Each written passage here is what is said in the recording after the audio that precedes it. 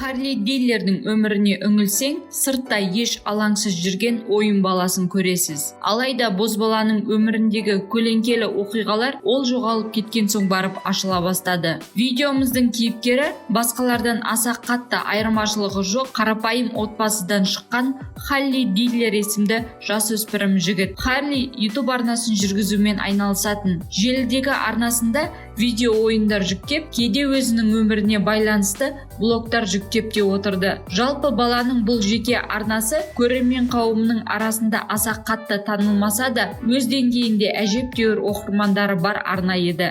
Армысыздар құрметті көрермен, сіздермен Асия. Қазақ тілді контентке қолдау көрсетіп, лүпіл басып, арнаға тіркеле кетіңіз. Егер бейне ұнаса, достарыңызбен бөлісе отырыңыз. Алдағы минуттарда Харли атты бозбаланың оқиғасын баяндайтын боламын. Ендеше баршаңызға жақсы қаралым тілеймін.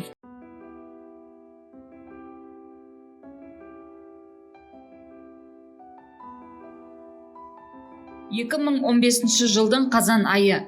10 жастар шамасындағы біздің кейіпкер өз қатарлары секілді видео ойындарға әуестенетін. Арнасындағы контенті де видео ойындар жайлы. Ойын баласы Харли уақыт өте келе өмірде әлеуметтік проблемалармен бетпе-бет келе бастады. Сонда бала өзінің ішіндегі күйзелістерінен мұңды блог түсіріп, YouTube арнасына жүктейтін. 10 жастағы баланың басында қандай мәселелер болуы мүмкін дейсіз? Әрине, бұл жерде аса қатты таң қалатыны жоқ. Харлидің мәселесі ата-анасымен арасындағы түсінбеушіліктер мен мектептегі балалармен қарым-қатынасы болатын. Қазан айында Харли ата-анасы жайлы лавстрим өткізді. Қазіргі таңда бұл стрим YouTube желісінен өшірілген. Стримнің сыртқы тақырыбы «Мен қорқамын» деп аталса, Харли осы блогында ішіндегі бар мұңын өз көрермендеріне ашып айтады. Блогында Харли анасымен жанжалдасып қалғанын айтады. Ана мен бала арасындағы дауға себепкер болған екеуінің бір шешімге келе алмауы. Анасы үй ішіндегі Харлиге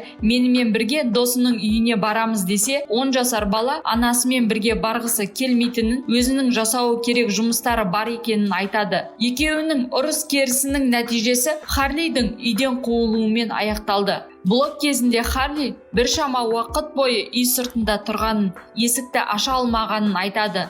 Ал анасына хабарласса, ол тұтқаны көтермейтінін көрінеді. Сыртта тұрған аш құрсақ бала нәр татпағандығын және үйдегі жұмыстары бітпей қалғанын наздана көрермен қауымға жеткізеді. Сонымен қатар видео кезінде баланың жаурап тұрғанын, тоңғаннан бір-біріне сақырлап тиген тістерінен ақ байқауға болады. Блогтың соңында Харли стримді тамашалап отырған достарынан көмек сұрап, алдағы уақытта өзін үлкен қиындықтар күтіп тұрғанын айтады. Шындығына келген Харлидің өзі де нақты қандай қиындықтар күтіп тұрғанын білмейді, бірақ бала жүрек алда бір сұмдықтың боларын сезгендей. Харлидің бұлай айтуының да өз орны бар. Өйткені анасымен арасындағы қарым-қатынас шикілеу болатын. Тіпті анасы полицияға 5 рет Харлидің үстінен шағым түсірген. Шағымдардың алғашқысы бала небәрі 10 жасқа толғанда орын алған екен. Отбасы ішіндегі ашушаң Харли ғана емес, әкесі мен шешесі де өзара дауласатын. Мұны баланың YouTube арнасындағы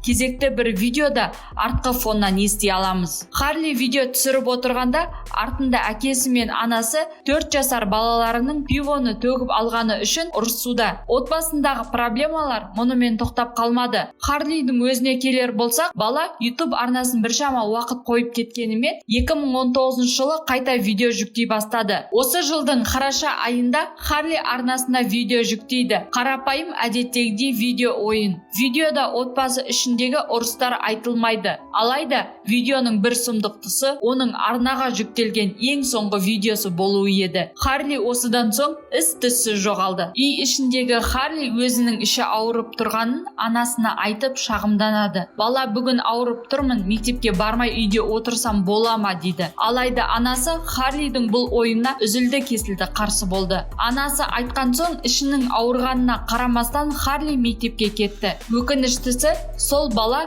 жолай жоғалып кетті. Кейіпкеріміз мектепке де жеткен жоқ, кейін үйге де оралмады. Мектеп пен үйдің арасындағы жолда жоғалған Харли кешке үйге келмеді. Ең сорақысы, желтоқсанның ызғарлы күні жоғалған Харлиге жығылғанға жұдырық болды. Шамасы балаларының жоғалғанына ата-анасы қатты алаңдамаған болса керек. Түнде баласы келмесе де, полицияға тек ертеңіне барып жоғалғаны жайлы хабарлады. Харлиді полиция жұмыла жүріп іздеді, бірақ баланы таппады. Мектеп жасындағы баланың жоғалу ісі бүкіл мемлекетке таралып, халық арасынан бой көтеріп, өз еріктерімен көмек қылатындар да болды. Ал Харлидің анасы болса, әлеуметтік желіге баласынан кешірім сұрап, оның табылуын тілеп видео жүктеді. Халық арасынан Харлидің YouTube арнасын тауып, оның "Мен қорқамын" атты видеосын тауып алды. Біз бастапқыда айтып өткен бұл стримда Харлидің ашық айтқаны, анасы жайлы уәжі полицияның отбасына тергеу ашуына әкелді. Тіпті Харлидің жоғалғанын ұйымдастырып отырған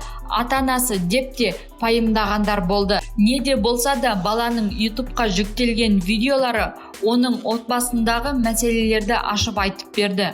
Оның отбасымен нашар қарым-қатынасын білгеннен соң, кейбіреулер бала қашып кетті, ол жанұясымен тұрғысы келмейді дейді.